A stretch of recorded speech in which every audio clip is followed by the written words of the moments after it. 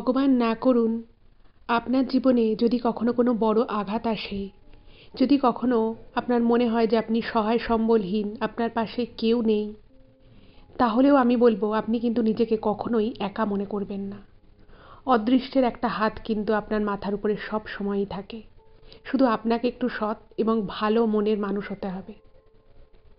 কেন এই কথাগুলো বলছি সেটার কারণ হচ্ছে আজকে যে ঘটনাটা আপনাদেরকে বলবো সেই ঘটনাটা।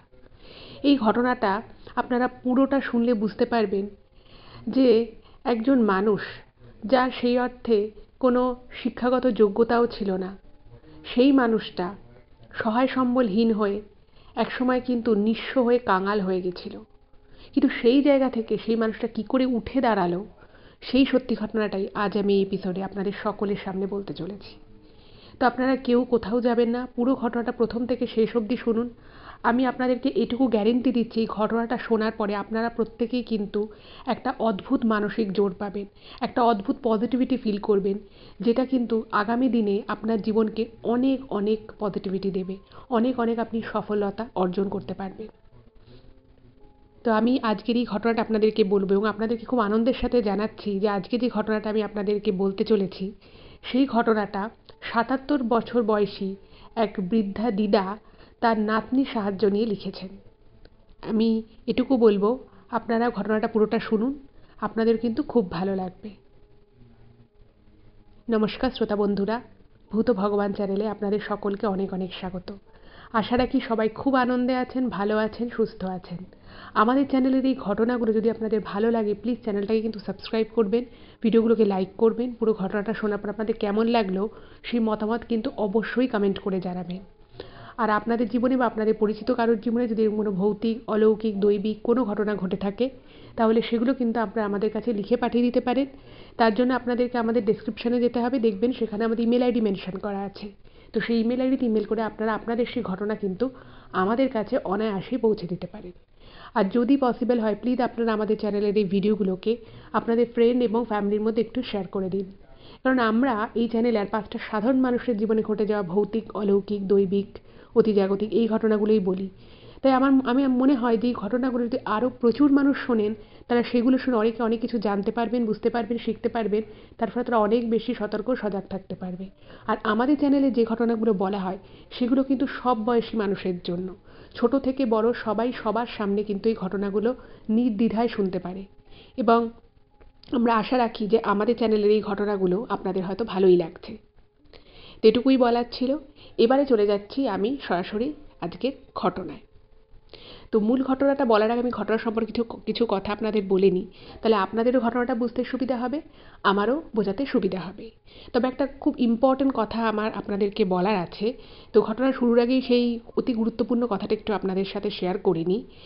তো সেটা হলো, ঠিক এর আগের এপিসোড অর্থাৎ ৩২৮তম এপিসোডে যে ঘটনাটা আপনারা শুনেছিলেন, আপনারা অনেকেই ইতিমধ্যে শুনে ফেলেছেন ঘটনাটা। যারা শোনেননি, এখন আমি বলবো সবাই ঘটনাটা শুনুন, ঠিক এর আগের এপিসোডের ঘটনাটা। তো সেই ৩২৮তম এপিসোডে কৌশিকবাবুর সাথে যে ভয়ঙ্কর ঘটনাটা ঘটেছিল সেটা আপনারা শুনেছিলেন এবং আপনারা সেই ঘটনার মাধ্যমে জানতে পেরেছিলেন যে বর্তমানে কিন্তু কৌশিকবাবু একটা খুব টাফ সময়ের মধ্য দিয়ে যাচ্ছেন। কারণ ওনার প্রতি মুহূর্তেই মনে হচ্ছে সেই যে ভবিষ্যৎবাণীটা হয়েছিল সেটা ওনার দাদুর ক্ষেত্রেও যেটা হয়েছিল সেটা আবার ওনার জীবনের ক্ষেত্রে হতে চলেছে, সেইটা ভেবে কিন্তু উনি ওনার নিজের আয়ু সম্পর্কে একটা কিন্তু খুব চিন্তায় ছিলেন এবং বর্তমানেও কিছুটা চিন্তায় আছেন। তবে আপনারা প্রত্যেকেই কমেন্ট করে এত ওনার জন্য প্রার্থনা করেছেন, ওনাকে এত ভালো ভালো কথা বলেছেন। তো সেই কমেন্টগুলো দেখে কিন্তু এই কৌশিকবাবু এবং ওনার ওয়াইফ দুজনে মিলে একটা ইমেল করেছেন এবং ইমেলে উনি এটা জানিয়েছেন যে আপনাদের প্রত্যেকের এত প্রার্থনা, এত ভালো ভালো কমেন্ট, আপনারা ওনাকে অনেক রকমের উপদেশ দিয়েছেন। তো সেইগুলো দেখে কিন্তু উনি অনেকটাই আপ্লুত এবং ওনার খুব ভালো লাগছে এবং ওনার স্ত্রী বিশেষত ইমেলে জানিয়েছেন যে এই কথাগুলো যে আপনারা কমেন্ট করে লিখেছিলেন সেগুলো পড়ে, প্রত্যেকটা কমেন্ট উনি পড়েছেন এবং পড়ে ওনার খুব ভালো লেগেছে এবং উনি মনে মনে ভেবেছেন, উনি বাড়িতেও এই কথা বলেছেন যে এতগুলো মানুষ আমার জন্য প্রার্থনা যখন করছে এবং অনেকেই ওনাকে বিভিন্ন পুজো আর্চার কথা বলেছেন এবং সেগুলো ইতিমধ্যে শুরুও করে ফেলেছেন। তো উনি সত্যিই অনেকটাই মানে আশাবাদী হয়েছেন যে ওনার সাথে হয়তো কোনো কিছু খারাপ কিছু ঘটবে না, যে কয়েক বছর পরে ওনার যে দেহান্ত হওয়ার যে ব্যাপারটা আর কি ওই এপিসোডে যেটা আর কি উনি পেয়েছিলেন আর কি, সেই এপিসোডে আপনারা শুনেছেন 328তম এপিসোডে। তো সেই জায়গা থেকে কিন্তু উনি অনেকটাই পজিটিভিটি পেয়েছেন এবং উনি অনেকটাই আশাবাদী যে এতগুলো মানুষ যখন ওনার জন্য প্রার্থনা করেছে, এত শুভাকাঙ্ক্ষী ওনার শুধুমাত্র ঘটনা শুনে ওনাকে এত ভালো ভালো কথা লিখেছে, সেটাই কিন্তু উনি খুবই আপ্লুত। এবং আপনাদের প্রত্যেককে উনি ইমেলে মানে আমাদেরকে ইমেল করেছেন, উনি সবাইকে ধন্যবাদ জানিয়েছেন। তো এই কথাটা আমি আপনাদের, ওনার যে মেসেজটা সেটা আমি আপনাদের সামনে কনভে করে দিলাম। তো এই সবটাই সম্ভব হয়েছে আপনাদের জন্য। আপনাদেরকেও সত্যি অনেক অনেক ধন্যবাদ, যারা ওনাকে কমেন্ট করে ওনার মনের জোর বাড়াতে সাহায্য করেছেন, যারা ওনাকে ভালো ভালো উপদেশ দিয়েছেন, তাদের প্রত্যেকের কাছেই কিন্তু এই ভূত ভগবান চ্যানেল অনেক অনেক কৃতজ্ঞতা স্বীকার করে। তো এটা ওনার মেসেজ ছিল, উনি ইমেল করেছেন। তো আজকেই ইমেলটা করেছেন, তো আমি ইমেলটা পড়লাম এবং ভাবলাম যে আজকে যখন আমি এপিসোডটা রেকর্ড করছি, সেই মেসেজটা আমার উচিত আপনাদের সকলকে ইমিডিয়েট দিয়ে দেওয়া। তো এখনও যারা আগের এপিসোডটা শোনেননি, আমি তাদেরকে বলবো প্লিজ আপনারা আগের এপিসোডটা কিন্তু শুনুন। এবং যেভাবে অন্যান্য মানুষেরা ওনাকে অনেক অনেক মনোবল জুগিয়েছেন, অনেক অনেক ভালো ভালো কথা লিখেছেন, ভালো উপদেশ দিয়েছেন, আপনারা কিন্তু ঠিক সেইভাবেই আবারও কৌশিকবাবুকে একটু সাপোর্ট করুন। তাহলে হয়তো ওনার মানসিক জোর আরও অনেক বেড়ে যাবে। এটুকুই বলার ছিল। এবারে আমি যাচ্ছি আজকের ঘটনায়। এখন আমি যে ঘটনাটা আপনাদেরকে বলতে চলেছি, সেই ঘটনাটা কলকাতা থেকে মীরারানী দেবী ওনার নাতনির সাহায্য নিয়ে ইমেল করে ঘটনাটা পাঠিয়েছেন। এবং এই ঘটনাটা কিন্তু পুরোটাই ওনার নিজের জীবনে ঘটে যাওয়া একটা অতি সত্য ঘটনা। তো প্রথমে আমি কিছু কথা ঘটনা সম্পর্কিত আপনাদেরকে বলে নিই, তাহলে আপনাদের ঘটনাটা বুঝতে সুবিধা হবে, আমারও বলতে সুবিধা হবে। তো এই ঘটনাটা বলার সময় আমি ওনাকে কিন্তু দিদা বলেই সম্বোধন করছি, মীরা দিদা বলেই সম্বোধন করছি, ঠিক আছে? তো এই মীরা দিদার জন্ম হয় কিন্তু একটা অত্যন্ত দরিদ্র পরিবারে, ঠিক আছে? ওনার জন্ম হয় কৃষ্ণনগরে, এবং কৃষ্ণনগরের এক অতি দরিদ্র পরিবারে ওনার জন্ম। ওনারা টোটাল 6 ভাই বোন ছিলেন এবং পরিবারে অভাব কিন্তু সারা সময় লেগে থাকতো। এবং এই দিদা যেটা লিখেছেন ইমেলে, যে ছোটোবেলায় কোনোদিনও ওনার মনে নেই, মানে পুজো আর্চার দিন ছাড়া বাড়িতে কিন্তু মানে অনেক দিনই এরকম যেত যে পুরো মানে ভরপেট খাবার সবার জুটতো না, মানে আধা পেট খেয়ে থাকতে হতো। মানে যা খাবার হতো তাতে সব ভাই বোন বাবা মা সবার কিন্তু পেট ভরে খাবারটা হতো না। তো এই করেই ছোটো থেকে আস্তে আস্তে বড় হয়ে ওঠা ওনার। তো সেখানের একটা স্কুলে বাড়ি থেকে অনেকে, বাড়ি পাড়া প্রতিবেশী অনেকে বলে যে মেয়ে স্কুলে ভর্তি হওয়ার কী দরকার, তখন সেরকম স্কুলও ছিল না, বুঝতেই পারছেন, আজ থেকে বহু বছর আগের কথা। তো তাও সেখান থেকে এই মীরা দিদার যিনি আর কি মা ছিলেন, তিনি খুব আর কি প্রোগ্রেসিভ চিন্তাভাবনা নিয়ে চলতেন। মানে ওই রকম গ্রামের সময়, গ্রাম্য পরিবেশ, আজ থেকে বহু বছর আগেকার ঘটনা। তবুও ওনার কোথাও ইচ্ছে ছিল যে ওনার মেয়ে স্কুলে পড়ুক, কিন্তু মানে অভাব নিত্যসঙ্গী, সেই জায়গা থেকে মেয়েকে স্কুলে পাঠাবে, পড়াশুনো করাবে, এটা একটা মানে কি করে বলবে সে পরিবারের মধ্যে। আর এই মীরা দিদার বাবা যিনি ছিলেন, তিনি কিন্তু তাদের খুব অল্প একটু চাষের জমি ছিল, তাও সেখানে রেগুলার বেসিসে চাষাবাদ কিছু হতো না। আর ওনার বাবা পুজো আর্চা করতেন। তো তখনকার দিনে বুঝতেই পারছেন পুজো আর্চা করে আর কতটাই বা কিছু পাওয়া যেত। হয়তো কোনো বাড়িতে পুজো হয়েছে, সেখান থেকে হয়তো একটুখানি ভুজ্জির চাল, আলু, একটু ফল এই পেত। টাকা পয়সা কিন্তু খুব একটা পেতেন না। তো বুঝতেই পারছেন এমতাবস্থায় ছ ভাই বোন, সেখানে তাদের খাওয়া পড়া সমস্ত কিছু খুবই কষ্টে আর কি তাদের দিন কাটতো। তো এবারে ঘটনা ঘটে যে মীরা দিদাও মানে ওনাদের ঠিক মানে যে পাড়াটায় আর কি ওনাদের বাড়ি ছিল, সেখান থেকে দুটো বাড়ি পড়ে একটা বড় বাড়ি ছিল, তারা খুব অভিজাত ছিল। তো সেই বাড়ির যে 2 মেয়ে ছিল, তো সেই 2 মেয়েই কিন্তু স্কুলে পড়তো। তো এই দিদা তাদের বাড়িতে সামনে বিশাল এক দাওয়া ছিল, তো সেখানে পাড়ার মেয়েরা খেলতে আসতো ওই বাড়ির মেয়েদের সাথে। তো সেই মেয়েদের কাছে শুনতো যে স্কুলে যাওয়া কীরকম হয়, স্কুল ব্যাপারটা কী, সেখানে পড়াশুনো হয়, সেখানে টিচাররা আছেন, টিচাররা পড়াশুনো শেখায়, বাংলা তারা মানে গল্প পড়ে, কবিতা পড়ে, অঙ্ক করে, অনেক কিছু সে শুনতো। কিন্তু এগুলো শুনে শুনে না মানে মীরা দিদা বাড়িতে এসে তার মাকে বলতো যে মা এরকম জানো তো স্কুল আছে, ওই দিকের এক স্কুল আছে, সেখানে এক মানে হেড দিদিমণি আছে, তো তিনি সবাইকে খুব সুন্দর পড়াশুনো করায়, তাদেরকে পড়াশুনো করতে খুব মানে আর কি অনুপ্রাণিত করে, এরকম আর কি কথাবার্তা বলতো। কিন্তু ওনার মায়েরও মনে মনে ইচ্ছে থাকলেও পয়সাই নেই, দুবেলা পেট ভরে খেতে দিতে পারে না, তাকে কি করে স্কুলে ভর্তি করবে? তো ওনার মা খালি বলতো যে ওনার পুরো বাড়ি আর কি ভগবান শ্রীকৃষ্ণকে ভীষণ মানত। হুম। তো উনি যখনই আর কি ওই দিদা বেশি বলতো, তো তখন ওনার মা বলতো তোকে যে গোবিন্দজিকে বল, গোবিন্দকে বল, গোবিন্দ যদি মনে করেন যে তোকে স্কুলে পড়াবেন তাহলে তুই স্কুলে যাবি, কখনো না কখনো তুই ঠিক স্কুলে যাবি, আর যদি গোবিন্দ না চান তাহলে তুই যেতে পারবি না।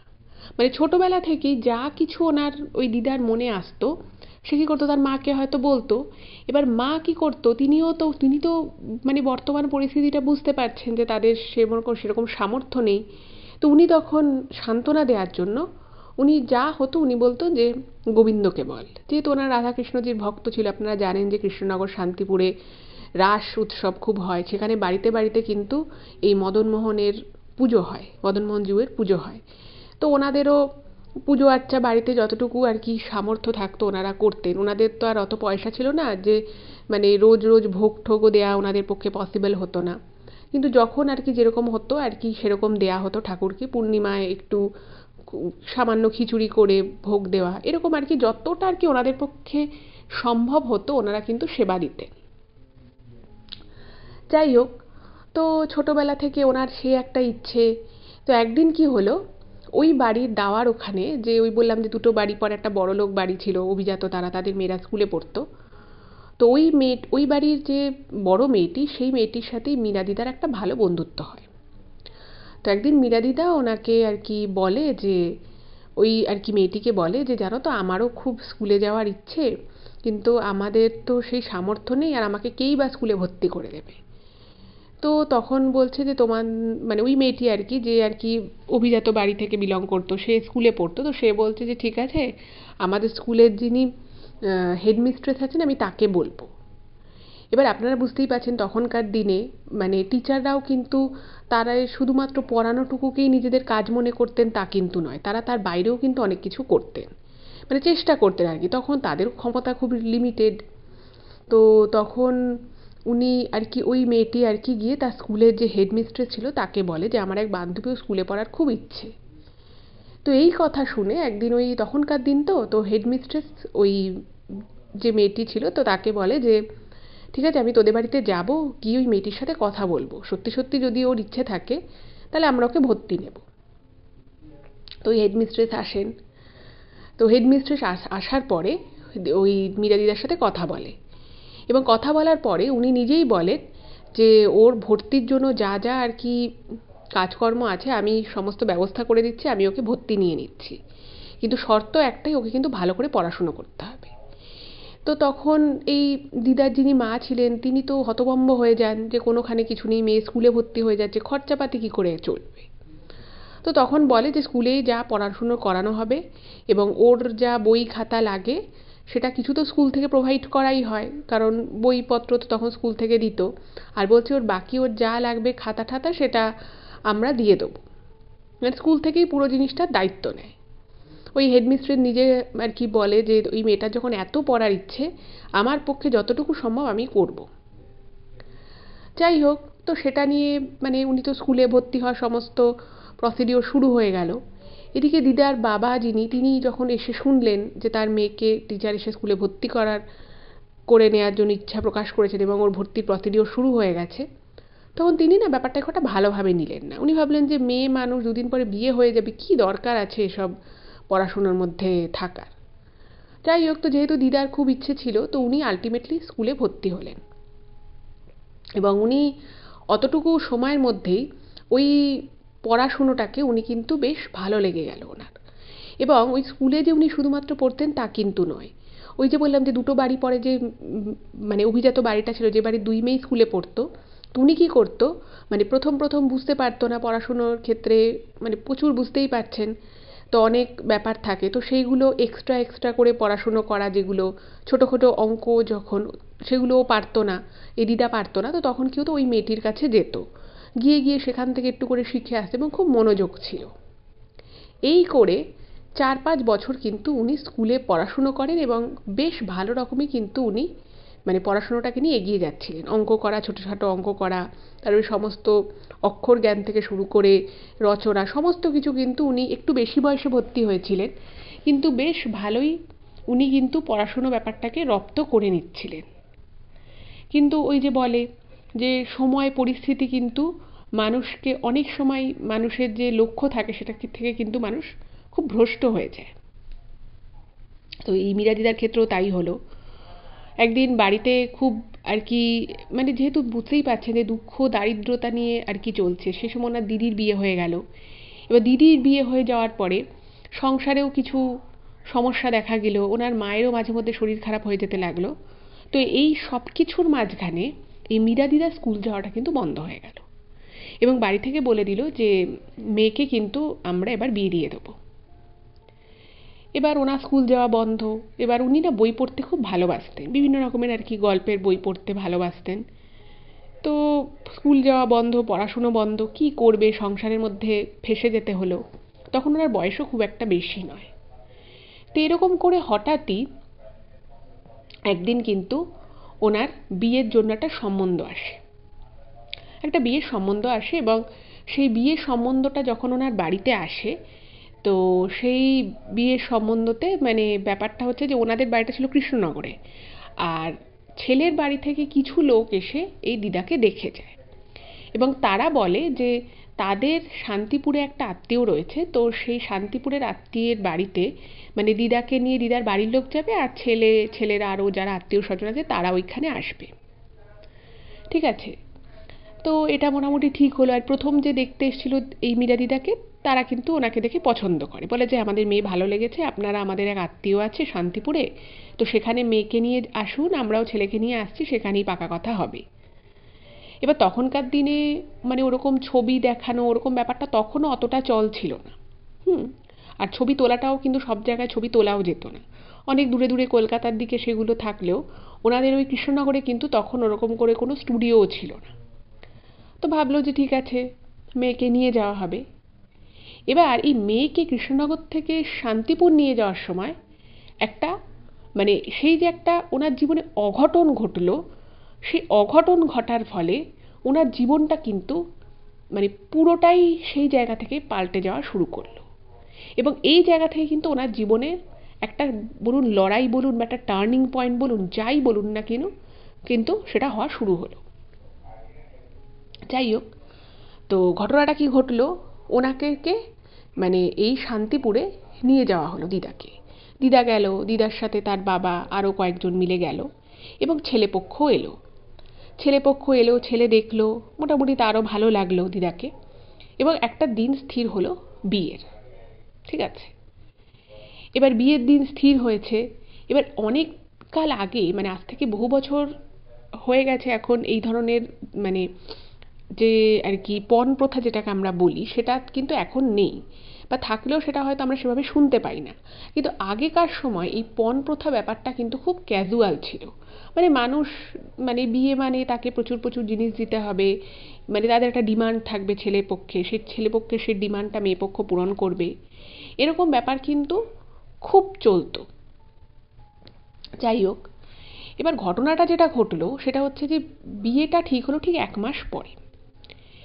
এবার মেয়ে পছন্দ হওয়ার পরে যেটা ঘটলো যে ছেলেপক্ষ বলল যে তাদের মেয়েকে খুবই পছন্দ এবং তারা বিশেষ কিছু চায় না। তারা বলল যে দেখুন, আপনার মেয়ে পুজো আর্চা সব জানে, যেহেতু বাড়িতে পুজো আর্চার একটা বিশাল চল ছিল, সবাই জানতো যে ওনারা মানে কয়েকজন মিলে ওনাদের একটা মন্দির ছিল ছোট, রাধা মদন গোপালের, সেখানে পুজো আর্চা হতো। আর উনি পুজো আর্চার ব্যাপারে দিদা ছোটোবেলা থেকে আর কি দেখছে, মা পুজো করছে, বাবা পুজো করছে, ওনারও নিজের ঠাকুর দেবতার প্রতি প্রচণ্ড ভক্তি ছিল, ভালোবাসা ছিল, উনিও পুজো আর্চা করতেন, জানতেন। তো সেটা দেখার পরে ছেলের বাবা বলে দেয় যে আমাদের বাড়িতে এরকম একটা মেয়ে আসবে যে এত ভালো পুজো আর্চা জানে, এটাই যথেষ্ট, আমাদের আর কোনো দাবি দেওয়া নেই। তো বাড়ি থেকে ওই অভাবের মধ্যেও তোড়জোড় শুরু হলো বিয়ের। এবারে যেদিন বিয়ে সেদিন সকালবেলা সবাই আর কি ওয়েট করছে গায়ে হলুদের তত্ত্ব আসবে। আচ্ছা, ওনার যে আর কি এই যে ছেলের পক্ষ ছিল, দিদার যে হাজবেন্ড যার সাথে বিয়ে হবে, তো তার বাড়ি ছিল ওনাদের বাড়ি থেকে বেশ অনেকটাই দূরে। তো সবাই ওয়েট করছে যে গায়ে হলুদের তত্ত্ব আসবে, সেই গায়ে হলুদ দিয়ে মেয়ের গায়ে হলুদ হবে। দিদারও বিয়ে হয়ে যাচ্ছে, দিদার মনে যা হয় আর কি, ওই বয়সে একটি মেয়ে, বেশি তো বয়স না, তো সে ভাবছে ঠিক আছে বিয়ে হয়ে যাচ্ছে, ঠিক আছে, এবার ঘটনা হচ্ছে যে যে সেই বিয়ের সেই সময় গায়ে হলুদের তত্ত্ব আর কিছুতেই এসে পৌঁছচ্ছে না। 2টো বেজে গেল, 2:30 বেজে গেল, 3টে বেজে গেল, তাও এসে পৌঁছচ্ছে না। এবারে বাড়িতে তো সবার, এবার তখনকার দিনে তো আর ওভাবে ফোন নেই যে সবার হাতে হাতে মোবাইল আছে, বা সবার বাড়িতে যে ল্যান্ডফোনও সেই সময় ছিল তাও কিন্তু নয়। ফোন করে যে খোঁজ নেবে, এবার ওখান থেকে একজনকে পাঠানো হলো। এবার সে যাবে, কতক্ষণে সে যাবে, গিয়ে খোঁজ খবর নিয়ে আসবে, সেটা একটা সময় সাপেক্ষ ব্যাপার, বাট তাও পাঠানো হলো একজনকে দিদার বাড়ি থেকে। তো দিদার বাড়ি থেকে সেই লোকটা কিছুটা এগোতেই দেখে যে দিদার যে হাজব্যান্ডের যে বাড়ির লোক, তারা গায়ে হলুদের তত্ত্ব নিয়ে ঢুকছে। এবার ভেবেছে যে ঠিক আছে, হয়তো দেরি হয়ে গেছে, ঠিক আছে, কিছু ব্যাপার না। আর তখনকার দিনে তো এত মেকআপ আর্টিস্টের ব্যাপার ছিল না, কোনো রকম একটা সুন্দর করে শাড়িটা পরিয়ে একটু চন্দনের ফোঁটা দিয়ে সেভাবেই আর কি হতো। এবং দিদা যেটা শেয়ার করেছে যে ওনাদের সময় লিপস্টিক থাকলেও উনি কোনোদিনও সেই সময় চোখে দেখেন লিপস্টিক। তো ওনাদের সময় মানে ঠোঁট যদি লাল করতে হতো, যে আলতা মানুষ পায়ে পড়ে, সেই আলতা দিয়েই কিন্তু ঠোঁটের উপরে ওই আলতাটাকে একটু বুলিয়ে দেওয়া হতো, একটুখানি হাতে নিয়ে আলতা ঠোঁটের উপরে বুলিয়ে দেওয়া হতো যাতে ঠোঁটটা একটু লাল লাগে। এটা ছিল লিপস্টিকের সাবস্টিটিউট। তো দিদা এটা শেয়ার করেছেন, তো আমি আপনাদের সাথে এটা শেয়ার করলাম। তো যাই হোক, তো দেখছে যে গায়ে হলুদের তত্ত্বে সেভাবে বিশেষ কিছুই জিনিস আসেনি যে যে জিনিসগুলো পাঠানো উচিত। তো কোনো রকম ওই হলুদটুকু নিয়ে ওনাকে তাড়াতাড়ি স্নান টান করিয়ে সাজাতে বসিয়ে দেওয়া হয়েছে। তো দিদা সাজছে, দিদাকে 2-3 জন সাজাচ্ছে। এবার উনি শুনতে পাচ্ছে বাইরের ঘরে কিছু একটা নিয়ে বেশ সরগরম হয়েছে আর কি, কিছু একটা ব্যাপারে কথা হচ্ছে। দিদা বোঝার চেষ্টা করছে যে কী নিয়ে এরকম কথা হচ্ছে, মানে খুব স্বাভাবিক কথাবার্তা নয়। মানে ওনার স্বামীর বাড়ি থেকে যে গায়ে হলুদের যে তত্ত্ব এসছে, তো তাদের সাথে ওনার বাবা আরও যারা ওনার দিদার বাড়ির লোক যারা ছিল পুরুষ মানুষ, তাদের বেশ একটা মানে সরগরম একটা কথা হচ্ছে, কিছু একটা যে ব্যাপার হচ্ছে যেটা যে খুব একটা স্বাভাবিক নয় সেটা উনি বুঝতে পারেন। তো ওনাকে ওনার জন্য যে বেনারসিটা কেনা হয়েছিল, মানে তখনকার দিনে তো ওরকম টিপিক্যাল বেনারসি খুব কম মানুষই পরতে পারতেন, কারণ সেগুলো খুব দামি হতো। তো যাই হোক, ওনাকে একটা ওনার জন্য একটা ভালো লাল রঙের শাড়ি কেনা হয়েছে, তো শাড়িটা পরানো হয়েছে, চন্দন টন্দন দিয়ে ওনাকে সুন্দর করে সাজানো হয়েছে, মাথায় ফুল দেওয়া হয়েছে, ওরকম আলতা পায়ে পরানো হয়েছে, সেই আলতা আবার ওনার ঠোঁটে দিয়ে ওনার ঠোঁটটাকে লাল করা হয়েছে। মানে উনি নিজেও মানে জীবনে কোনোদিনও অত সাজেনি, তো নিজেকে আয়নায় দেখছে, বেশ ভারী মিষ্টি লাগছে দেখতে ওনার নিজেকে। এটা ভেবে ওনার ভালো লাগছে, কিন্তু ওনার মনটা না কেমন যেন একটা কু গাইছিল যে কিছু একটা মনে হয় ঝামেলা হয়েছে, এটা উনি বুঝতে পারছেন। এবং সবাই এসে ওনার ঘরে দরজা জানলা বন্ধ করে বলছে তুমি এখানে বসো, তুমি বাইরে বেরোবে না। তো বুঝতে পারছি যে কিছু একটা বাইরে ঘটছে, যেটা আমাকে কেউ বলতে চাইছে না। যাই হোক, তো একটা সময় দেখছে যে এই যে কথোপকথন চলছে, এটা মানে এই উষ্ণ বার্তালাপে পরিণত হচ্ছে। তো তখন ওনাদেরই আর কি বাড়িতে একটা আত্মীয়া এসছিল, তো তার একটা ছোট বাচ্চা মেয়ে ছিল। তো দিদা করলো কি, দিদার মনে খুব মানে একটা কু গাইছে, মনে হচ্ছে কিছু একটা ঝামেলা অশান্তি হচ্ছে। তো উনি মনে মনে ভাবছে, হে গোবিন্দ, কি হচ্ছে বলো তো, আমি তো কিছুই জানতে পারছি, আমি তো কিছু বুঝতে পারছি না। তো তখন উনি ওই বাচ্চা মেয়েটাকে বললো যে তুই একটু জেনে আসবি বাইরে কি হচ্ছে। মানে উনি জানতেন যে হয়তো বাচ্চা মেয়েটাকে ভাবে মানে জানতে পাঠানোটা ঠিক না, তবু ওনার মনে এত আর কি ওনার চিন্তা হচ্ছিল, প্যালপিটেশন হচ্ছিল, উনি মেয়েটাকে জানতে পাঠায়। যাই হোক, তো কিছুক্ষণ পরে মেয়েটা এসে ওনাকে কিছু কথা বলে, যে কথাগুলো শুনে না ওনার খুব অদ্ভুত লাগে যে এরকম কথাবার্তা কেন হচ্ছে। তো কী কথাবার্তা হচ্ছিল বা কী নিয়ে অ্যাকচুয়ালি ঝামেলাটা হচ্ছে সেটা আমি পরে আপনাদেরকে বলছি। তো তার আগে যেটা ঘটনাটা ঘটে সেটা হচ্ছে যে এই মীরা দিদা শুনতে পায় যে ওনার মা কান্নাকাটি করছেন, খুব কান্নাকাটি করছে, ওনার বাবাও খুব কাঁদো কাঁদো আর কি মুখ হয়ে আছেন, মা কান্নাকাটি করছেন। এবং বাড়িতে সবাই মহিলাদের খুব মন খারাপ, আরও মহিলারা কান্নাকাটি জুড়ে দিয়েছে। এবার উনি নিশ্চিত হয়ে গেছেন যে কিছু তো একটা ঘটেছে। তো উনি ওনার ঘরে যে একদম পিছনের যে ঘরটায় ওনাকে সাজানো হচ্ছিল, তো সেই ঘর থেকে উনি বেরিয়ে আসেন। বেরিয়ে এসে তখনকার দিনে তো মাথা নিচু করে উনি মানে সবার আড়ালে, যে ঘরে আর কি এসব কথোপকথন হচ্ছে তার অন্য একটা ঘরে, মানে তার কাছাকাছি একটা ঘরে আড়াল করে মাথাটা ঢেকে উনি চুপ করে শুনছেন যে কী কথোপকথন হচ্ছে। তো যেটা ঘটনাটা সে রাতে ঘটলো সেটা কিন্তু খুব মানে খুবই মর্মান্তিক একটা ঘটনা বলা যেতে পারে। সেটা হচ্ছে এত দরিদ্র একটা পরিবার, যারা ছোটবেলা থেকে তাদের ছেলেমেয়েদেরকে দুবেলা পেট ভরে খাবার দিতে পারেনি, তারা ধার বাকি করে কষ্ট করে যেটুকু যা সঞ্চয় ছিল সেগুলো দিয়ে মেয়ের বিয়ের জন্য সমস্ত আয়োজন করলো। তো যে ছেলেপক্ষ যখন মেয়ে পাকা দেখা হয়েছে তখনও বলেছে যে তাদের কোনো দাবি দেওয়া নেই, তারা কিছু চায় না, তারা বিয়ের দিন দুপুরবেলা বিকেলবেলা নাগাদ এসে বলছে যে তাদেরকে এত ভরি সোনা দিতে হবে এবং তাদেরকে কিছু টাকা দিলেও ভালো হয়। তো টাকাটা যদি এই মুহূর্তে নাও পারে সেই টাকাটা তাদের পরে দিতে হবে এবং বিয়ে করতে বসার আগে মানে তাদের আর কি ছেলেপক্ষের ছেলের সাথে তাদের বাড়ির এই মেয়ের অর্থাৎ মীরা দিদার বিয়ের আগে, বিয়েতে বসার আগেই তাদেরকে মানে প্রায় ৮০ ভরি সোনার দাবি করে। এবার এই ৮০ ভরি সোনাটা বুঝতেই পারছেন কত বেশি, এবং ওনাদের মতো একটা হতদরিদ্র পরিবারে, যে পরিবারে সেরকম একটা ইনকামই নেই, তাদের পক্ষে ওইরকমভাবে কয়েক ঘন্টার মধ্যে ৮০ ভরি সোনা জোগাড় করাটা কতটা কষ্টকর সেটা আপনারা বুঝতেই পারছেন। এবং যদি তারা ধার বাকিও করে সেটাই বা কত করতে পারবে, কারণ সেই ধারও তো পরবর্তী সময় চুকাতে হবে।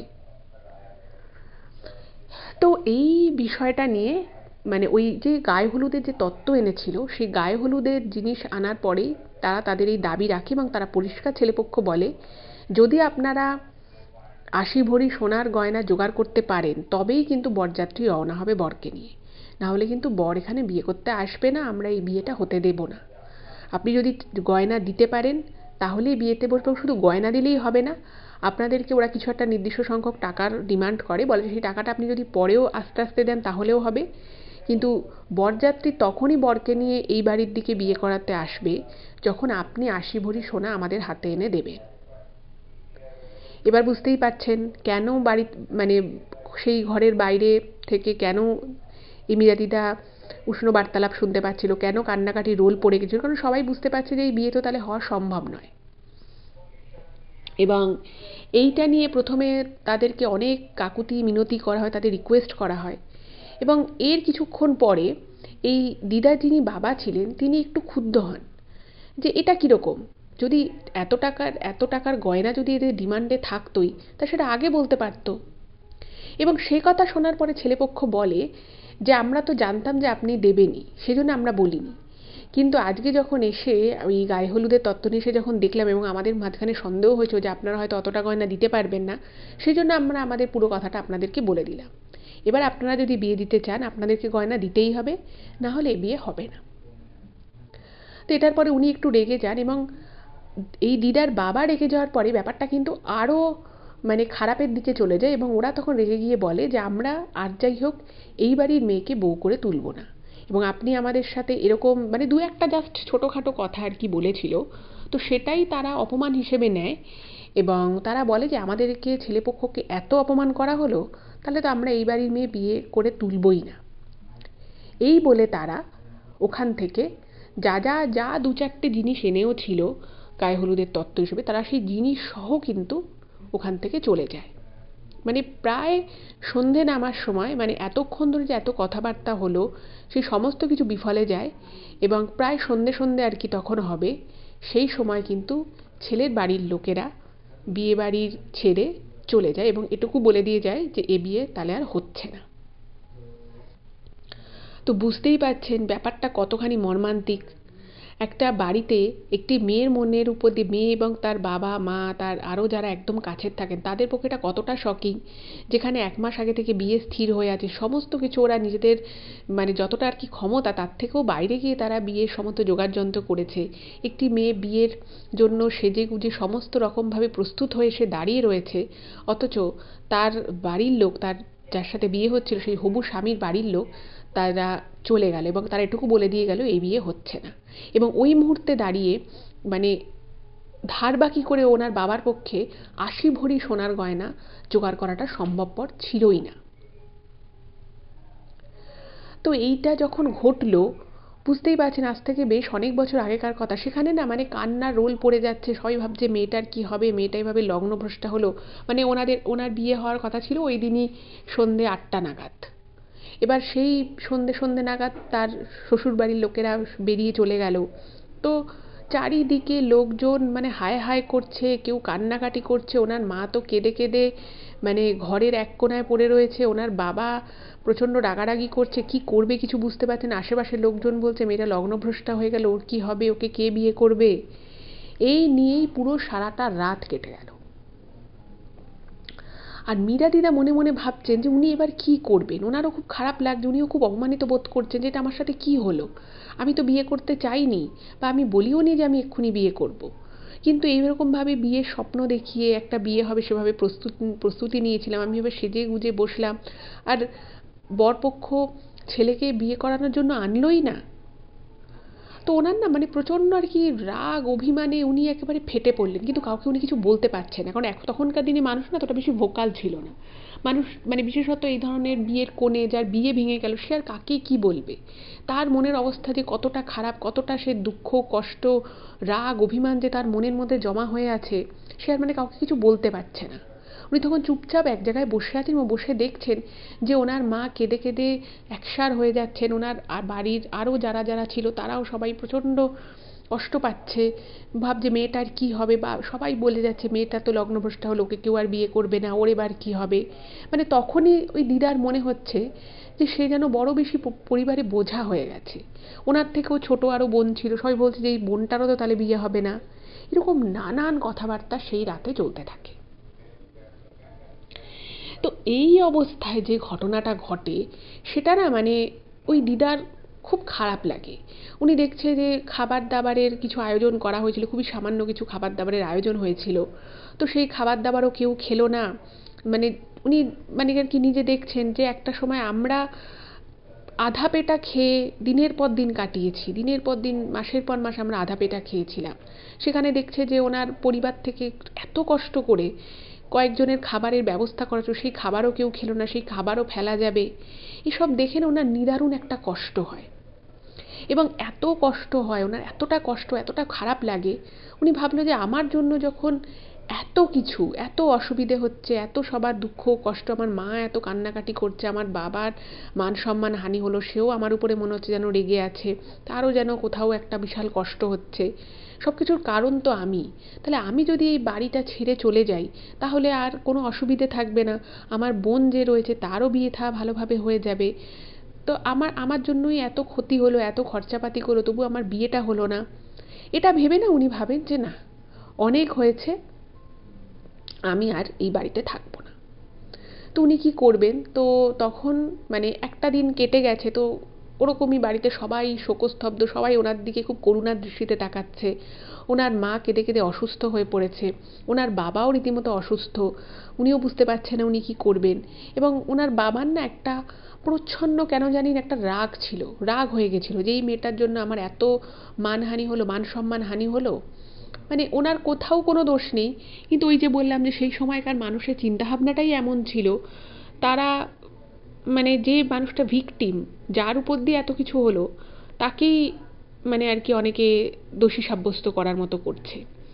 সবাই ভাবছে বলছে যে কি হবে মেয়েটার, কি হবে মেয়েটার। তো উনি তখন মনে মনে স্থির করে নিলেন যে আজকে রাতই আমার এই বাড়িতে শেষ রাত, আমি এই বাড়িতে আর থাকবো না, আমি যেদিকে দু চোখ যায় আমি চলে যাব, আমার কাউকে দরকার নেই, সবার আমার জন্য এত কষ্ট। এবার ওনাদের যে ভাই বোন ছিল, সেই ভাই বোনের মধ্যে একমাত্র কিন্তু এই দিদাই যে স্কুলে গেছিল। এবার আগেকার দিনে অনেকে আর কি বলতো, মানে কিছু কিছু খুব বেশি মানুষ যে এটা ভাবতো বা বলতো তা নয়, কিন্তু তবুও কিছু কিছু মানুষ আর কি মনে করতো যে সমস্ত মেয়ে মানুষেরা বেশি পড়াশুনো করে তাদের ভাগ্য ভালো হয় না, বা তাদের জীবনে অনেক কষ্ট দুঃখ থাকে, মেয়ে মানুষ মূর্খ হয়ে থাকবে সেটাই ভালো। তো ওনার ওই বিয়েটা ভেঙে যাওয়ার সময় এমন কথাও এই মীরা দিদার কানে আসে যে মেয়ে স্কুলে গেছিল না কিছুদিন, কয়েক বছর স্কুলে গেছিল না, দেখো স্কুলে গিয়ে এত পণ্ডিত হলো, সে পণ্ডিত হয়ে কি ফল হলো, দেখো বিয়ের মণ্ডপে সেজে বসে রইল, বর এলো না বিয়ে করতে।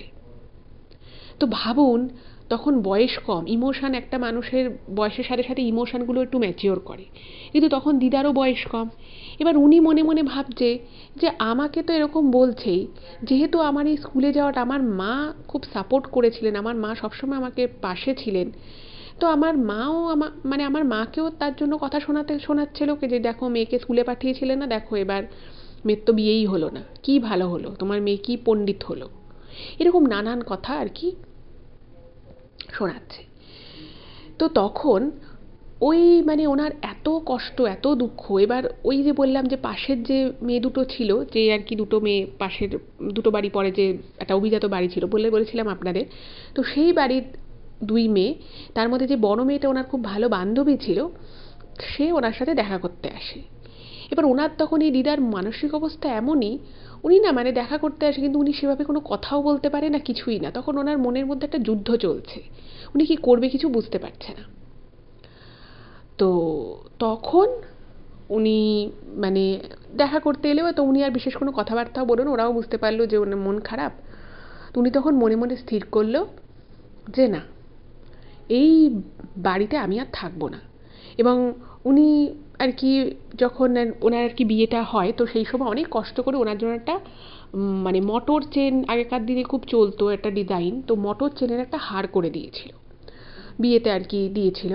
তো সেই হারটা ওনার গলায় পরা ছিল, একটা আংটি, একজোড়া কানের দুল, এগুলো সবই উনি তখনও পরেছিলেন।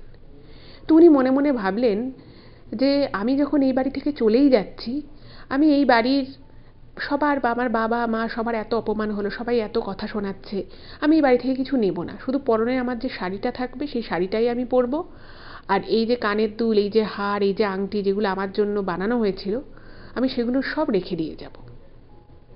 এবং ওই বাড়িতে একমাত্র ওনার বাবার অক্ষর জ্ঞান ছিল, এই মীরাদিদার বাবা, তো উনি পড়তে পারতেন। তো তখন মীরাদিদা মনে মনে ঠিক করলেন যে উনি একটা পত্র লিখে যাবেন, একটা চিঠি আর কি। তো উনি ভাবলেন যে আমি চিঠি লিখে যাব, যেন আমাকে কেউ খোঁজ খবর না করে, এবং আমি এই জিনিসগুলো ওই চিঠিটার মধ্যে, এই যৎসামান্য সোনার যে গয়নাটুকু, সেটুকু আমি আমার বোনের বিয়েতে যাতে দিতে পারে, সেই জন্য উনি সমস্তটা খুলে রাখেন। খুলে রেখে উনি রাতের বেলা সবার চোখের অন্ধকারে শুধুমাত্র পরনে ওই একটা শাড়ি নিয়ে উনি বেরিয়ে যান। এবং তার সাথে উনি আর একটা জিনিস কিন্তু নিয়েছিলেন, সেটা হচ্ছে যে উনি ভগবান শ্রীকৃষ্ণকে ভীষণ মানতেন। তো ছোট থেকেই কিছু হলে ওনার মা বলতো গোবিন্দকে বল, গোবিন্দ যদি চায় তাহলে এটা হবে। তো সেই ওনার ওনাদের যে আর কি 3-4টে আর কি শরিক ছিল, তো ওনাদের একটা মন্দির ছিল। তো সেখানে ভগবান শ্রীকৃষ্ণের একটা চূড়ার আর কি একটা ময়ূরের পালক ছিল, ছোট্ট একটা ময়ূরের পালক। তো সেই সময় উনি ভাবলো যে আমি তো জানি না আমি কোথায় যাচ্ছি, যেদিকে দু চোখ যায় সেদিকে যাব। তো উনি তখন সাথে করে ওই যে একটা ছোট্ট যে ময়ূরের পালক ছিল, সেই ভগবান শ্রীকৃষ্ণের চূড়ার যে ময়ূরের পালক, সেই ময়ূরের পালকটাকে উনি নিজের সাথে নিয়ে, আর কিচ্ছু না, শুধুমাত্র এক কাপড়ে উনি খেয়ে এক গ্লাস জল খেয়ে, যেটা উনি ইমেলে মেনশন করেছেন যে এক গ্লাস জল খেয়ে উনি ঠাকুরকে প্রণাম করে ওই ময়ূরের ছোট্ট পালকটা নিয়ে উনি বাড়ি থেকে বেরিয়ে যান। এবার বাড়ি থেকে যখন উনি বেরোন, উনি কিচ্ছু নেই তখন, ওনার মনে মাথায় কোনো প্ল্যান নেই, কোথায় যাবেন, কতদিনের জন্য যাবেন, কি করবেন, উনি কিচ্ছু জানে না। শুধু কাঁদতে কাঁদতে উনি ঘর থেকে বেরিয়ে আসেন, ঘর ছেড়ে। এবং উনি মনে মনে ভাবেন যে আর যাই হোক, আমি এই বাড়িতে আর কোনোদিন ফিরবো না। যদি কোনোদিন মনে হয় যে না, আমি নিজের পেটে নিজে খাবার জুটছে না, কষ্ট পাচ্ছি, তাতে যা হয় হবে, খুব বেশি হলে কী হবে, আমার হয়তো এই প্রাণটা থাকবে না। প্রাণ থাকবে না কত মানুষেরই তো প্রাণ থাকে না। তো উনি তখন মনে মনে গোবিন্দকে স্মরণ করে উনি বাড়ি থেকে বেরিয়ে গেলেন। এবার মাঝে মধ্যেই কিন্তু যেহেতু ওনাদের বাড়িতে ওনার বাবা পূজারী ছিলেন, তো বিভিন্ন জায়গায় ওনারা নাম সংকীর্তন করতে যেতেন, তো কখনো কখনো পুরো পরিবার সমেতও যেত। তো সেই সময় ওনারা কিন্তু এই কৃষ্ণনগরের যে স্টেশন, সেই স্টেশন থেকে ওনারা ট্রেনে করে আশেপাশে বিভিন্ন জায়গায় যেতেন। তো সেই জন্য এই মীরাদিদার স্টেশনের রাস্তাটা কিন্তু বেশ চেনা ছিল। তো উনি যখন বেরিয়েছেন, কিছুই চিন্তা করে বেরোননি, কিছুই ভাবনা করে বেরোননি, শুধু কাঁদতে কাঁদতে বেরিয়েছেন। তো বেরিয়ে বেরিয়ে উনি ওনার চেনা রাস্তা, স্টেশনের রাস্তা দিয়ে উনি কিন্তু আস্তে আস্তে হেঁটে আসেন। সময়টা কিন্তু গভীর রাত, এবং শুধু রাত তাই নয়, উনি যখন বাড়ি থেকে বেরোন তার কিছুক্ষণ পরেই কিন্তু ঝমঝমিয়ে বৃষ্টি নামে। এবং ওই বৃষ্টির মধ্যে, তখনকার দিনে তো আর এত স্ট্রিট লাইট ছিল না, আজ থেকে প্রায় উনি যখন বেরিয়েছিলেন তখন ওনার বয়স হচ্ছে 14.5 বছর বয়স ওনার। তো সেই সময় মানে এখন দিদার বয়স হচ্ছে 77-78, তো ওনার যখন 14.5 বছর বয়স, বুঝতেই পারছেন তখনকার দিনের প্রকৃতি রাস্তাঘাট কীরকম ছিল কৃষ্ণনগরের। তো এত কিন্তু বড় বড় লাইট এসব কিছুই ছিল না, এবং অত রাতে সবাই ঘুমোচ্ছে, ওনার বাড়িতেও সবাই ঘুমোচ্ছিল, উনি সবার চক্ষুর আড়ালে ঘর ছাড়লেন। তো অদ্ভুত বিষয় হচ্ছে যে সেই প্রবল ঝড় বৃষ্টির মধ্যে উনি আস্তে আস্তে সেই রাস্তা দিয়ে যাচ্ছে, রাস্তায় একটা লোক নেই, সবাই যে যার ঘরে ঘুমোচ্ছে, অত রাতে কেই বা বাইরে থাকবে।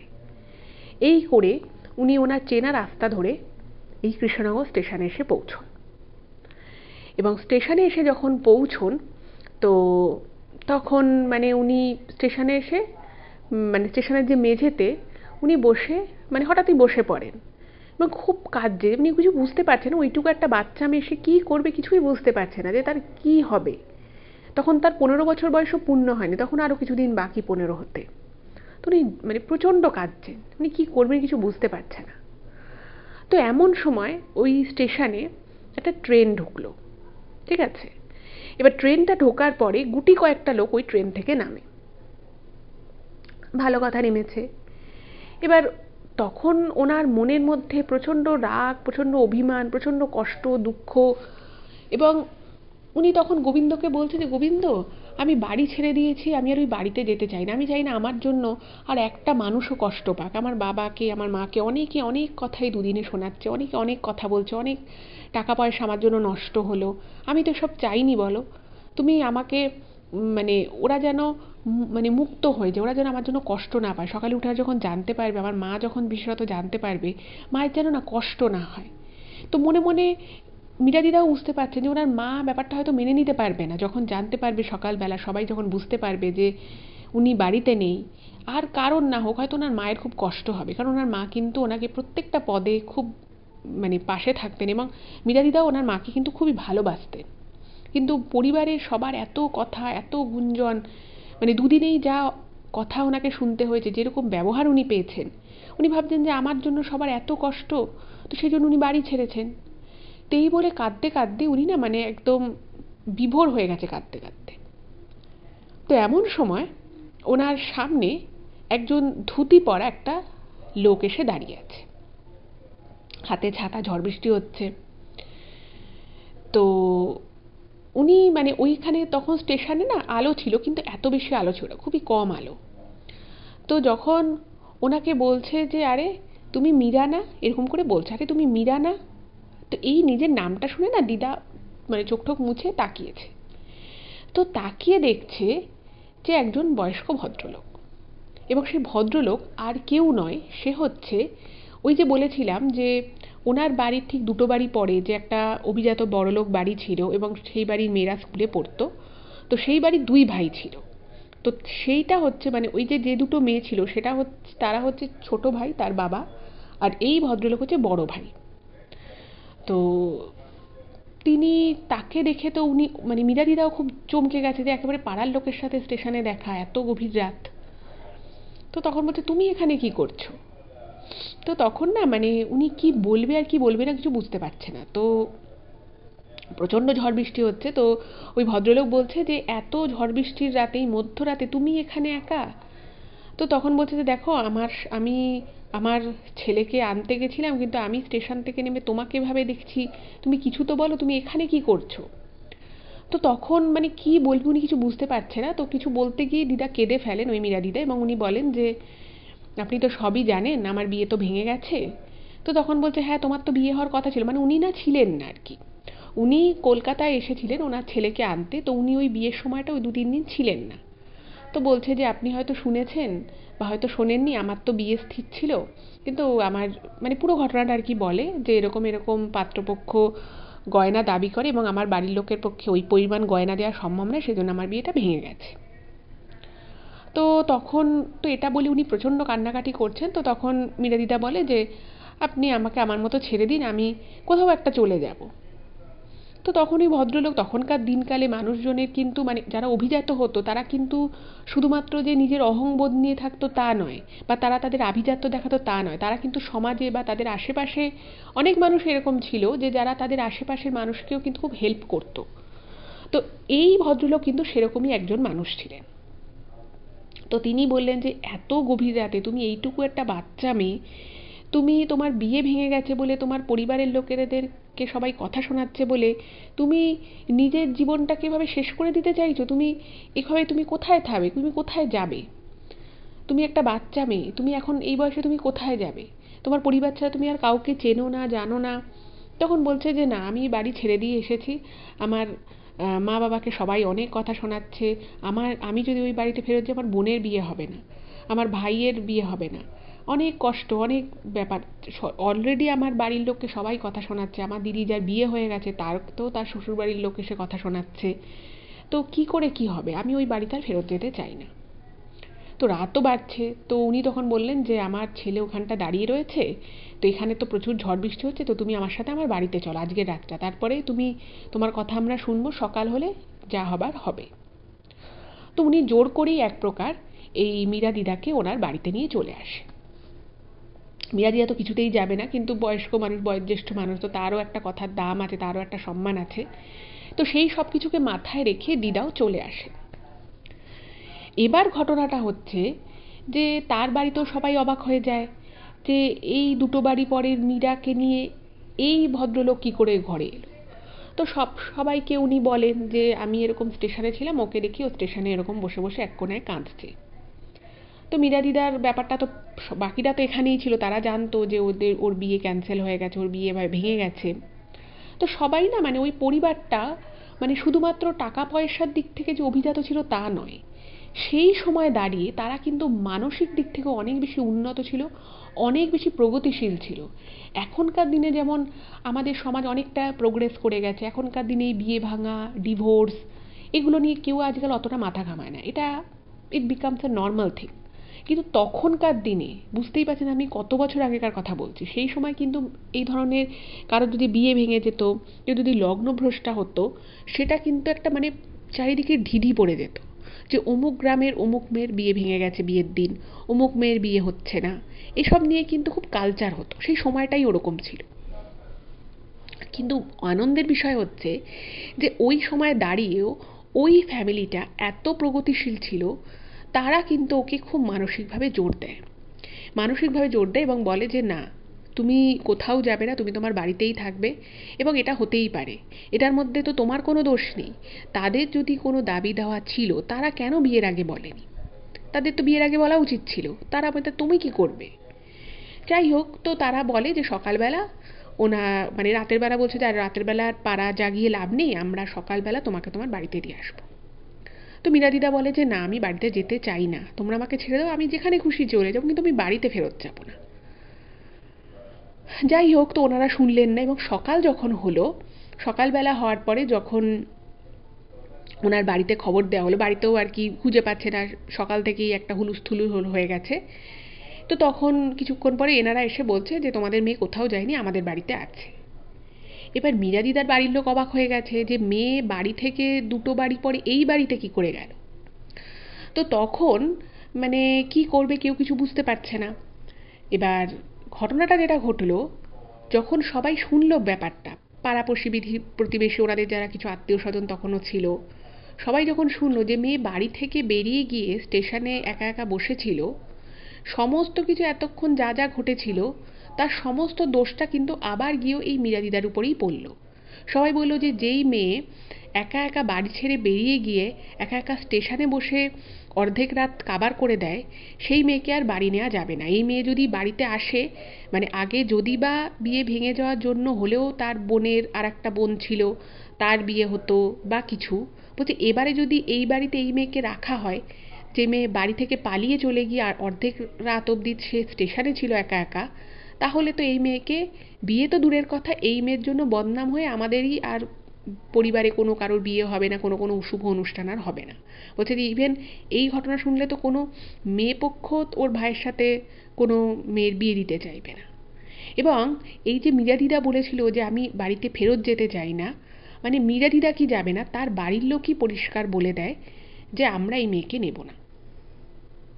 একবার সিচুয়েশনটা ভাবুন। আর এক্ষেত্রে কিন্তু মীরা দিদার মায়ের কিছু করার ছিল না, কারণ ওনার কথা কেউ পরিবারে শুনছেই না। এবং ওনাদের পরিবারে একজন পিসি ছিলেন।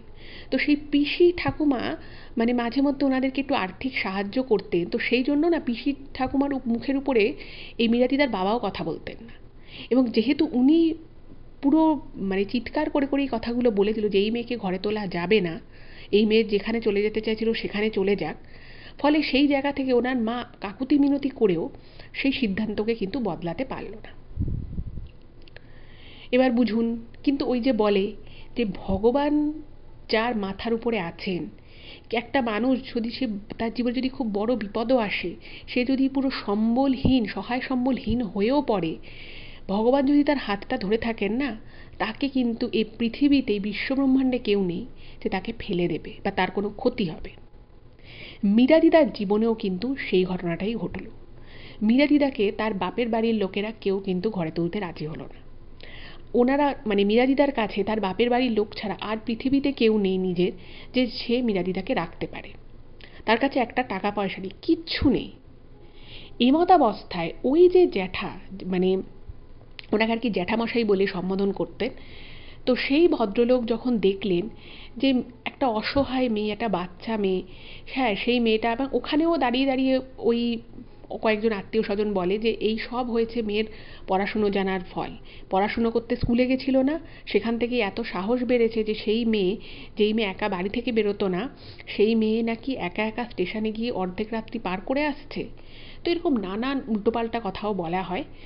এবং এগুলো শুনে ওই ভদ্রলোক, মানে যিনি আর কি মীরাদিদাকে নিয়ে এসেছিলেন, তিনি ওই সব কিছুর মাঝখানে পাড়ার মধ্যে উনি তখন বলেন, ঠিক আছে, আপনারা যখন এই মেয়েটাকে বাড়িতে তুলবেনই না, আপনারা এই মেয়েটার পড়াশুনো শিখেছে বলে আপনারা মেয়েটাকে এত কথা বলছেন, মেয়েটার মাকেও আপনারা খারাপ কথা বলতে ছাড়ছেন না, ইভেন ওকে রীতিমতো মানে মীরাদিদাকে তখন মানে ওনার বাড়ির লোক মারতে রীতিমতো আসছে। তো সেই জায়গা থেকে ওই ভদ্রলোক বলেন যে আমি আগামী 1 মাসের মধ্যে যে বিয়ের যে ডেট থাকবে, যে বিবাহের যে দিন থাকবে, আমি সেই দিনেই আমার ছেলের সাথে এই মেয়েটার বিয়ে দেবো। আপনাদের সবাইকে আমি নিমন্ত্রণ করব, আপনারা যদি আসতে হয় আসবেন, যদি মনে করেন আপনারা আসবেন না, নাও আসতে পারেন, কিন্তু আপনারা কিন্তু এই মেয়েটাকে একটাও কোনো খারাপ কথা বলবেন না, আর ভুলেও ওর গায়ে হাত তোলার চেষ্টা করবেন, ওকে মারধর করারও একমাত্র চিন্তাভাবনাও করবেন না, পরিষ্কার বলে দেয়। এবং তারপর দিন থেকে মানে উনি তখন কি হলো, ওদের যে বাড়িটা সেটা দুটো ভাগ ছিল বাড়িটা, মানে একটাই বাড়ি কিন্তু বাড়ির মধ্যে দুটো ভাগ। একটা ভাগ হচ্ছে গিয়ে ওই যে মেয়ে দুটো থাকতো, সেই মেয়ে দুটোর বাবা ছোট ভাই, আর একটা হচ্ছে বড় ভাইয়ের ভাগ।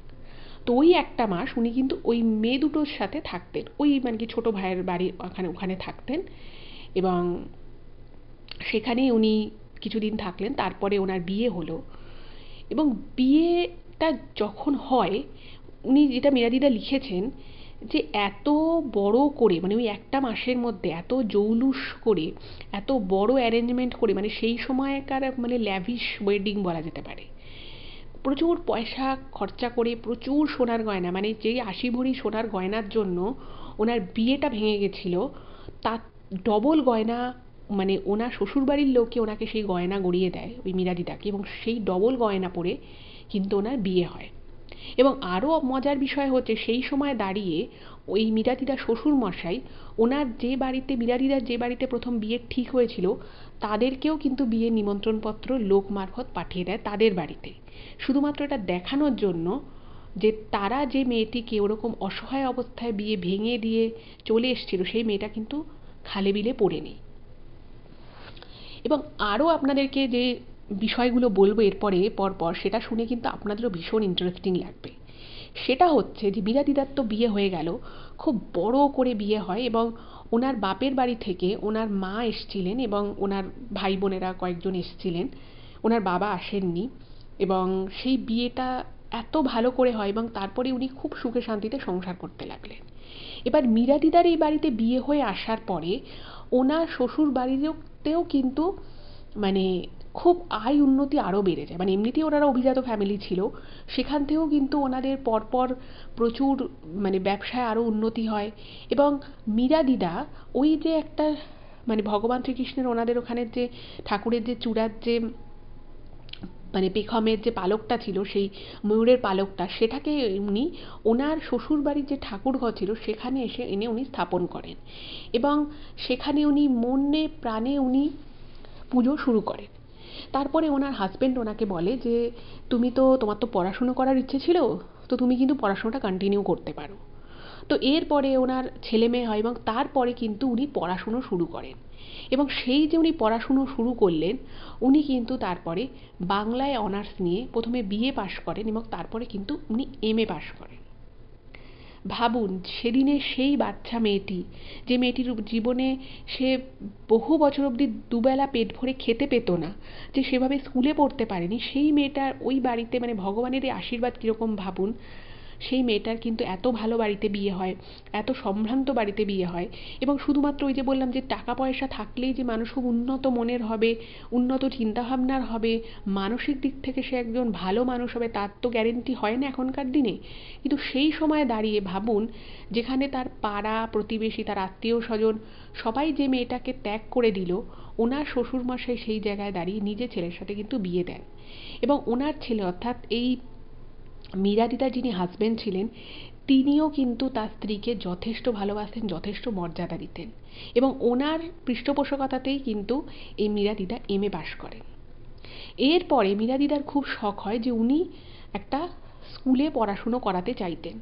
তো সেই জায়গা থেকে তারপর ওনারা কলকাতায় শিফট করেন এবং সেখানে উনি কিন্তু একটা প্রাইমারি স্কুল বাচ্চাদের জন্য ওনার শ্বশুরমশাই করে দেয়।